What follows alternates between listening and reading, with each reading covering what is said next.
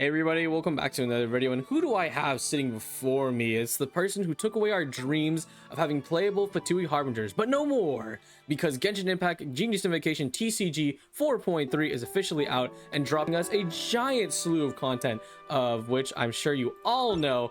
And you know, I'm gonna stop beating around the bush. You know exactly what you're here for. It is La Signora, baby. I have her right here slotted up in the first slot. That's right, La Signora. Look at her. She's beautiful. She has 2 card arts and they look amazing both in art and in animation. Super duper cool, and a super cool kit that we're going to dive into right away as we speak. So I have 3 replays set for you, and I'm very surprised at what her deck actually ended up being in general. Signora, obviously super duper hype. Also, you know, like, has a really cool boss fight. I love that boss fight.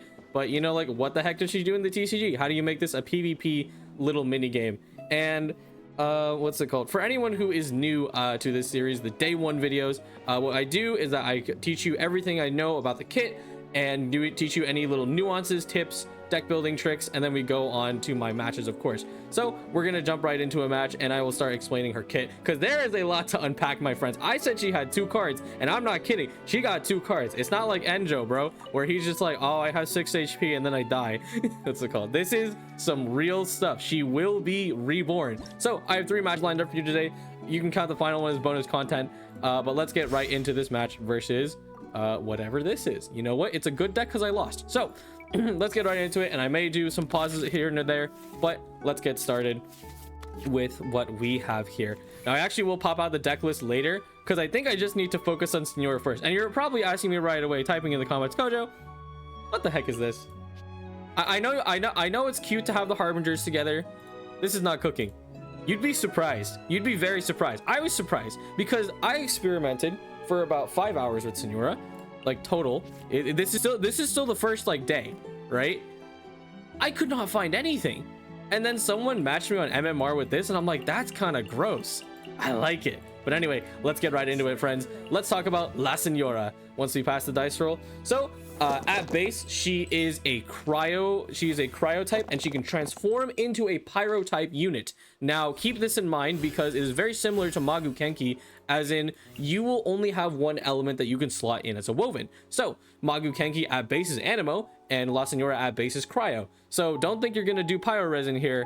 Haha, you thought. No, but that's fine because cryo res is cool, but we're not going to talk about cryo res just yet. Anyway, let's actually move on to her kit, and let's actually let her do her thing, because I'm going to let her drop her skill right now with some fish and chips, one of the new cards. It is Blitzing Shards, and to be honest, both of these are pretty similar, you know, in terms of her pyro kit and her cryo kit. So basically what happens, you know, normal attack does nothing. She's a catalyst of sorts. She's not actually a catalyst, she's just other weapons, but that's how it works. Biting Shards deals 2 cryo damage, and the target character receives sheer cold. At the end phase, deals 1 cryo damage to the attached character, and it has 1 usage. When this character has blazing heat attached, remove this effect. So basically you get a little bit of a DOT effect to an extent. That's what I would call it. We don't really call it that in the TCG. It's more of just like an end phase little like proc of sorts. So you saw just there was a little bump, and Layla and not Yoimiya took damage, and now she has a cryo applied to herself. So it's kind of like the Fatui ambushers, except they're guaranteed proc every single time, which is pretty cool. And also, as it states here, is that when you go into the pyro state, you will lose all of those auras, pretty much. I mean, I'm pretty sure I'm understanding what that means, but regardless, let's continue on to the other effects, and that's really important to talk about because there is a lot to like I said, there's a lot to unpack with Signora, and you need to just sit down, pay attention. Trust me, the other cards are worse. Azaha is literally a textbook. But anyway, let's move on to the base passive when she is in cryo form and she has not been downed. So this is Maya Delusion, the passive skill, and to sum it all up, it is basically just her quote-unquote revive. Now the reason I don't call it a revive is because it doesn't really have the same effect as a revive. It is essentially what Enjo and you know, like the Electro Cube do, where they get to come back, but she doesn't continue her movement. So that's step number 1, because she doesn't have a repair skill of sorts. But she will be, so basically what happens, and you will see in the later round, is that if Signora is downed, she will actually live while this thing is active. So she needs to make sure that thing is active. She will live and she will immediately turn into the Crimson Witch of Embers and revive with 1 HP. What's it called? So yeah, it's very, very, very standard, right? You know, it makes a lot of sense. Now there will be more to talk about once you get into her talent and stuff, but yeah. Now talking about her kit is just, it's really something. Oh, speaking of which, let's talk about her burst. Her burst deals 4 cryo damage and heals the character for 2 HP and removes the ice sealed status, the one we just talked about, and immediately transforms you into the Crimson Witch of Ember. So that is the really interesting part about Signora, because you can actually force yourself into the Crimson Witch state. Someone doesn't need to push you there. You know, like Cube and Enjo, they're kind of built around you intentionally defeating them to make them stronger. But Signora, you know, she gets to choose when she pulls this out, and that is a very interesting piece of her kit, and you're gonna want to play around with it a lot, because that is kind of the big thing that will really mess with your opponents. Is that like, all right, I'm cryo, I can do a heck of damage, and then I'm gonna heal my full self all the way with 2 HP, and then I'm going to lay pyro on you. That's a lot of stuff to deal with, and it gives you really good control of this cryo aura. As you can see, healer, I downed Yoimiya in the end phase, and now they're left to just Kandake and Layla. So I should be transforming pretty soon. Either that or I die, who knows. I had a few replays of dealing with what is happening all up in here, but we should be moving on to the Crimson Witch form, which is going to be lots of fun. So let's get there in a moment. Let's see. Yep. Oh yeah, here it comes. Here's the Adeptus, and this is the crazy part. Look at that animation. Ooh, baby. She's back. She's back. Oh man. And yeah, Layla is about to destroy me, but yeah, this is now the Crimson Witch of Embers form, and it is basically the same thing. So she, you know, she counts as other weapon type, but she's a magic user, so she does 1 pyro damage, nothing special. It's cute, I guess. Decimating Lash deals 2 pyro damage and applies Blazing Heat, the exact same thing. So also they made sure to clarify, which I think it seems to be, that you can use Egg in this game. When attached to this character, if they have sheer cold, you have to remove this effect. So that's really funny that they accounted for that, and I mean, that is smart. The TCG devs always do know what they're doing. But yeah, same thing, 3 cost, 2 pyro, and then you do 1 pyro in the end phase. Very nice. Whirling Blaze is interesting because it does 2 more damage and doesn't provide the healing. It's just a big old burst, big stack of damage, you know. Combine it, excuse me, with Adeptus, and you simply just deal like 9 damage. It's pretty freaking good. But yeah, no, that is, you know, pretty much all it is to Signora. And as you can tell, she's kind of a tank, dude. She has effectively 2 health bars, and if you force transform, you get to heal yourself, which is a little too crazy. And also, just shout out to this player for running MMR and Light of Focalors Incision to completely wreck me here. That's a pretty good move, honestly. But yeah, that is the end of that match, and I was intentionally doing that match first because I wanted to make sure that you guys kind of saw her kit in full, you know, kind of just the flip, because we're gonna start moving on to the bit of the nuances in the next match with the same player. I don't know, MMR gets quiet at 4 in the morning. I mean, who would have thought, right? Imagine sleeping at normal time. So anyway, so this is the next piece that we want to talk about, and that is her talent card. And no, contrary to what it looks like, no, it does not turn her into the Crimson Witch of Embers. That is all controlled by you, and you do not need this talent card to really get Signora going in general. So let's talk about her talent card as this thing ramps up. In fact, I will actually pause here because I think I use it turn 1. So Pain for Pain, you can only use it if La Signora is on the field. So don't think you can equip this you know, off field. It's not gonna work. But anyways, yeah, and it is tied to your skill, and it works on both skills, so both pyro and cryo. So, you know, either state doesn't matter, and it's very interestingly costs 3 white dice. And of course that makes a lot of sense because, you know, she can be in either state. So the point of the thing is to show you that, hey, you can use this both times. But anyway, when entering play, if you use this, you know, consume these 3 Animo dice, which I will probably do here. Let's do that now. It will do a very cool effect. Let me speed it up a little bit. So step number 1. Oh, not quite. Mamere is coming down. There we go. So I play the card, and now it also converts those dice into cryo dice of the current active thing. So right now I'm cryo. If I did it on pyro, you know, it does the thing. You know what I mean. Anyway, yeah, so it not only fixes your dice. So if you're, let's say, you know, basically, and the point of it is to kind of make sure that if you flip to the Crimson Witch of Embers, you know, midway, through your gameplay, that you won't get totally screwed, right? And that's a really cool thing, right? Because it's super important, that Signora can quickly fix her dice, because it's an issue you run into Magu Kengi where you just don't have cryo, and then you're like, well, I'm screwed. I can't get off my combo, basically.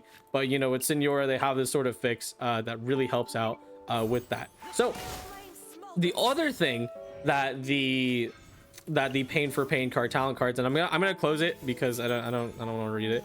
I can just read it to you guys. Is that you see this little barrier that's surrounding Signora right now? That is a damage reduction barrier. And I actually will go back in. So when this character takes at least 3 damage, negates 1 damage, so you need to deal 3. So one thing, as a counter strategy, which is a little early to talk about, but if you're worried about this thing, you can always deal 2 physical damage. With almost every character has a 2 physical damage. Even Azaha has it with his paragraph of text. Yelen has it, even with thing. Even Thunder Manifestation has it. You can avoid it. You can avoid this if you need to deal damage. It's not ideal, but if you need to do something. But the reason I'm telling you to avoid it is because this thing is pretty devastating, and because not only does it negate 1 damage, like I said earlier, but it will also apply the status effect of sheer cold or blazing heat to the opposing active character based on her state. And that is pretty bad, because Signora, like I said, she's a tank, bro. She can eat a lot of damage. She's got effectively 20 HP, and if you're whacking away, boxing her with these 3 damages, and she's like, okay, bro, that's pretty cool. Oh damn, I revived. That's crazy.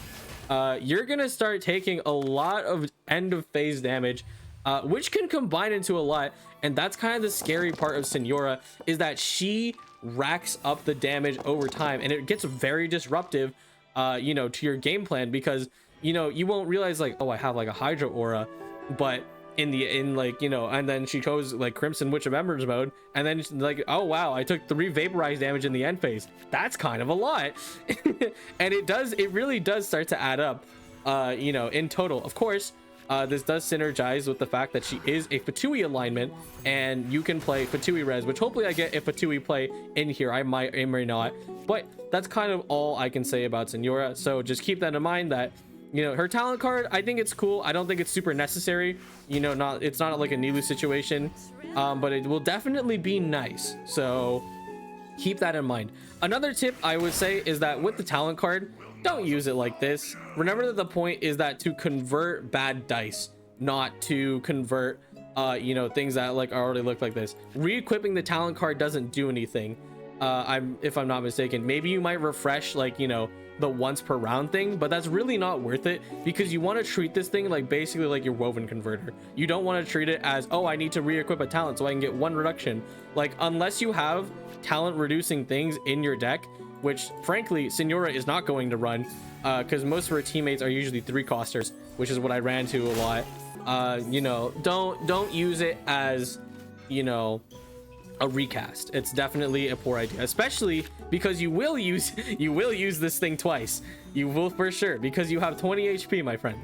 Anyway, moving on from all of that, that is Signora. She does a lot of DOT to you in the end phase, and it can be pretty annoying. And she has a desperation mechanic, so just because the lights go out, which is actually going to happen right now, let's see it.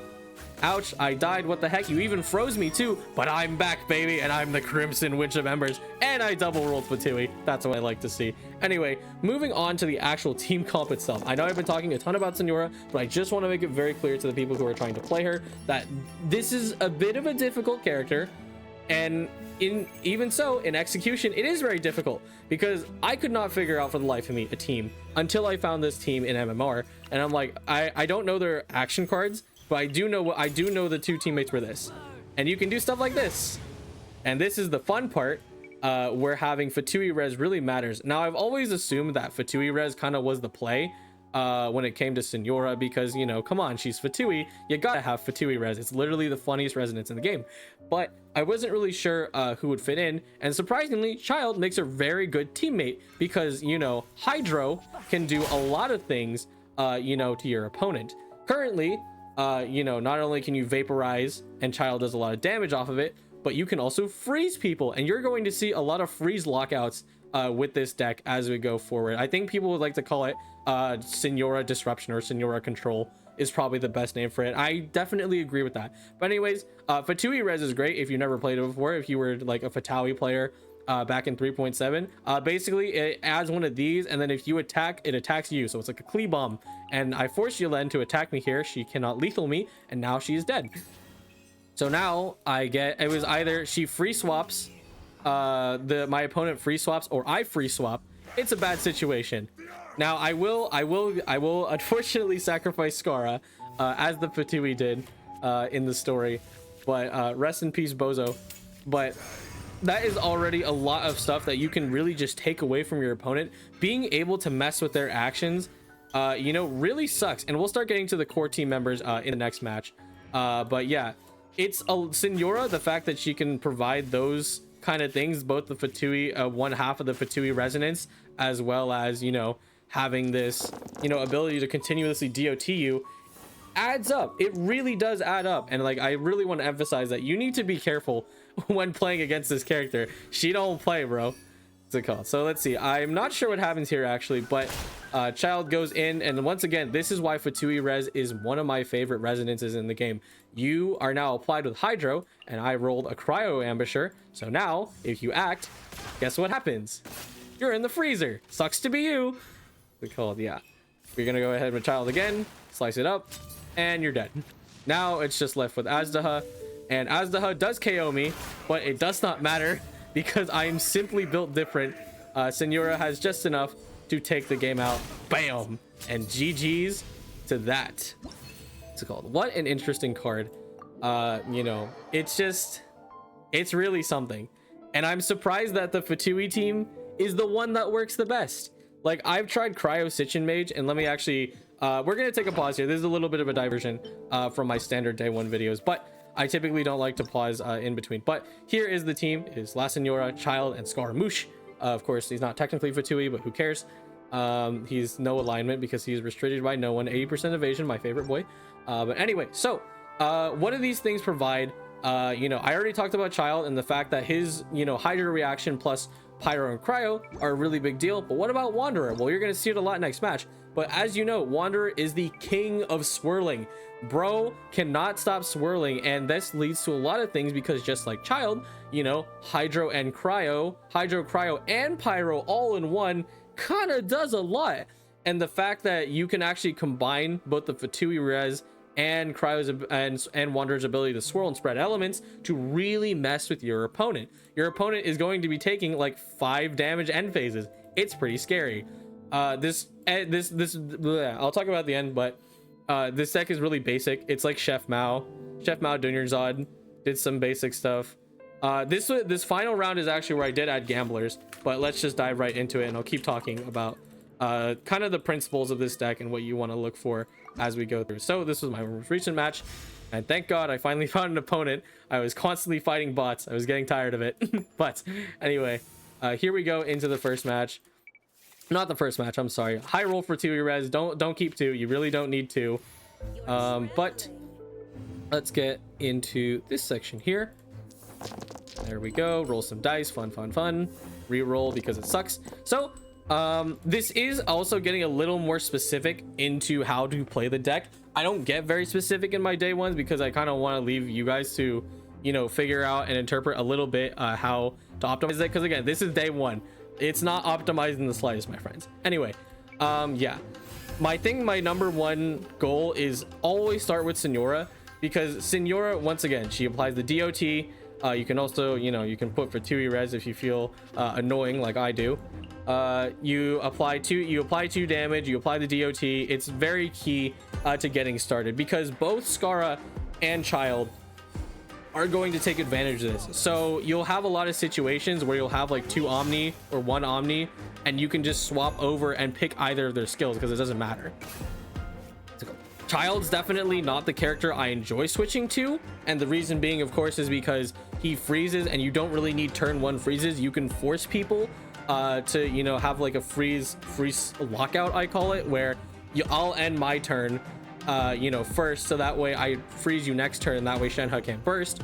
But of course, Wanderer is the better option because I would want to spread Cryo to everyone, so that Child now has total freeze lockout on everyone, because if you cry on everybody, I can just do a normal attack and now you can't move. Anyway, moving on from that. Yep, they're just gonna do 5 million ramp. That is a-okay with me. What's it called? Yeah, don't make fun of anybody, you know, with these decks. It's all day one. We are all coping, my friends, with these decks, which is a joke because this one's actually good. Like, it's the only one that works, which I'm still dumbfounded that it works. It really shouldn't. Anyway, sliding over to here, get some dice rolls out of the way. Thank God for Accelerate Duel. My goodness, this would take forever. All right, so they're smart. They switch to Layla. I'm going to switch right back to Signora, drop another DOT on them. Yep, and see, there it goes. The Fatui ambushers ambush you, and it applies cryo. I actually didn't think about that. And that's the thing. You're going to get lost with statuses a lot. Make sure to read these things in order. Left to right, my friends. That is the activation order. Don't think it'll go otherwise. But I could have had a freeze lockout on Child, so I should have swapped to Child and actually done that. But that's not what I did. I didn't think about it. So I just did that instead. I think the reasoning is because I was thinking of swap to Linny, because Linny made the most sense, because that's how I've been playing Linny, who I thought I was going to make a video about today, but I didn't, because I don't feel confident enough with Linny, to be honest. So anyway, moving on to the next one. There's another chip of DOT. I really shouldn't call it DOT. It's like end phase damage, but DOT is the best wording for Signora because she's so special in this case. But anyway, moving on to the next round. Got a Liven proc, very nice. NSC is really useful for your end games because both Child and Skara significantly benefit from having NSC. Like, they do a lot. They put in work with this food. It can do a lot. Yeah, Child's gonna go in, apply Riptide. You know, once again, another status to just kind of mess with your opponent. You know, of course, it doesn't do anything out the gate, but it does ramp up Child's damage to deal piercing to your other foes, which, like you saw earlier with Yoimiya, who is on 1 HP, is going to be a significant advantage because, you know, you'll be chipping with your DOTs from Signora and Scaramouche. And I'm gonna go in for the big kill because you stood still, and how unfortunate. And that's what you got to watch out for. Signora's burst hurts, man. You got to watch out for that. And like this, I actually dropped 2 fast swaps into this deck because I'm like, this is definitely gonna be like, I got burst. These fools are going to destroy you. Now this is where the game just gets absolutely chaotic, and I will have to go a little bit off topic because the next few sequences are crazy. But anyway, yeah, moving on. Go. Oh man, here's Mamere. Now the reason I talk about off topic is because Mamere kind of made this game insane for me. Like, I don't think this game specifically would have been as crazy if Mamere RNG wasn't a thing. But yeah, we'll say it when it happens. Layla still putting in work. I'm really impressed by Layla actually, but that's for another day. She really is a card that I really didn't expect at all, really. There you go, Chef Mao getting your value, swapping the Child safely with Lotus. Layla's gonna come into cryo res. Her burst does a lot of damage actually, so like really careful with that. But also, yeah, she's also on 4 stacks, so I have to watch out, so I'm gonna lock her in place. This is the freeze lockout that I talked about, where boom, they both had cryo, so move to Shenhe, you're locked. Move to Layla, you're locked. Too bad. And it's surprisingly very strong. I'm very impressed you know, by how well that can work out. And now, you know, even though she's stuck in a state and I only have Hydro Infusion, that's the advantage of Child, Riptide will make me do a good enough damage, and I will also do piercing, which is super duper useful. But moving on, looks like I died. Yep, rest in peace, Bozo. Yeah, and that's the thing too, is that when you look at this comp, it just doesn't make sense. But the reality is that Child himself is a kind of character who can kind of be the like initiator. Like you can just drop him in, make him do his 2-3-3, which is 2 skill, well, not 2-3-3, it's skill, normal attack, and it's not bad, honestly. Like, it really isn't that bad because you get this piercing damage that really messes your opponents up. Now we do some funny things with Mamere here, which if you don't know, Mamere is a card generator. That's right, our first ever card generator where you can draw completely random cards out of your deck, and it is just out the wazoo. It is absolutely wild. And everything you say, food, location, companion, item card, action card, anything, it doesn't matter, my friends. And it's actually what saves me in this matchup. But Yep, there goes another Mamere, and then we do this crunch. And this is another thing, chain swirling is super nice because now Shenhe is disabled, so Layla is the only character who can actually do anything in this turn, which is great for me because I have a nice and healthy La Signora 10 HP. They even run away to tank the damage, and they actually do something pretty smart here, I think. Oh no, they don't. They already proc tenacity earlier, so yeah, they can't do that. I thought they were procking it. They were close though. I skill issue a little bit there because I forget that Chef Mao is literally broken. So, but now, yeah, I'm kind of just in like this 1v1, you know, kind of this 1v1 back and forth. You know, Signora steps in, eats the damage. Scaradouche is going a little bit behind, honestly. He does get pretty close to life support at this stage, which is really, I'm really glad I ran Mushroom Pizza to, you know, kind of keep him healthy, because Scaramouche is very difficult to play without pivots or like a fast swap in this case. So like, you know, stuff like that. I roll a Liu for some reason. That sucks. Yeah, Layla tanky, bro. Like, she got tenacity of the Millith and her own shield. It's shocking how tanky it is. Yeah, look at that. A lot of damage.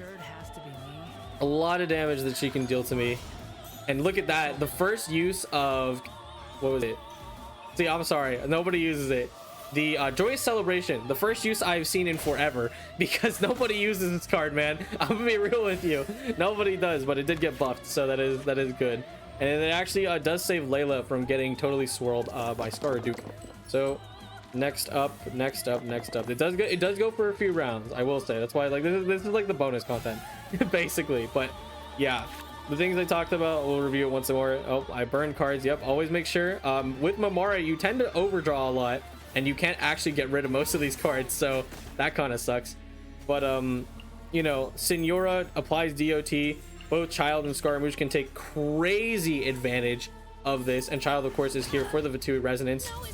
I'm able to use Julia and Guoba, which I drew from Mamere, to finish off Shenhe, which is huge. Now I'm building up to a burst here, and this is where it just gets, again, wild with Mamere, because I know, what's it called? This is actually a skill issue moment. I should have realized the tenacity didn't proc, but because they're scared, they're going to shield up first and waste a chance to lethal me, because that is pretty significant. Because, you know, not being able to lethal me will be a big deal. But anyway, moving on into this, I was able to draw into a pizza, which is huge because I'm literally strapped on healing. I got nothing left, and it is down to the wire versus the Layla tank. And man, I'll be real with you guys, I was sweating at the end here. I'm like, yo, I'm not gonna make it. But well, we will see what happens right at the end here. Now, this is the tough situation that you get into, and which I mentioned before, is that things like Adeptus are going to be very quintessential for things like this, because you have really big damage bursts, but if you have a monster tank like Layla, you know, 6 damage, 7 damage is not going to cut it. You think you can hurt this person? You wish. That's why ramp is also definitely going to be necessary. Running something like Dunya Mao with Paimon definitely helps a lot with, you know, getting your dice, because you're just going to be eating dice constantly up. Look at that burst go. Boom. Only dropped her to 6. That's how strong she is, man. But thankfully, I think Jacko knows that it is very close to curtains, because I drop an NSC, and I also get enough just to put a Woven in from the Chef Mao proc as a 0-cost food, so I get 2 bonus dice. Swap over to Scaramouche, drop the Adeptus. Oh, they draw J Chamber, admit defeat. There we go, and finish the game. I cannot believe I won that. That's crazy.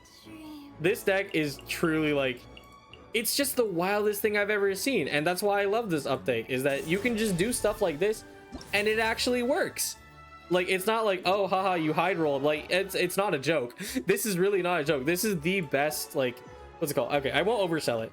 This is the most functional Signora deck I've unironically been able to find, and that's just like the weird part about it. So I will talk about the list. I'll show you guys the list later.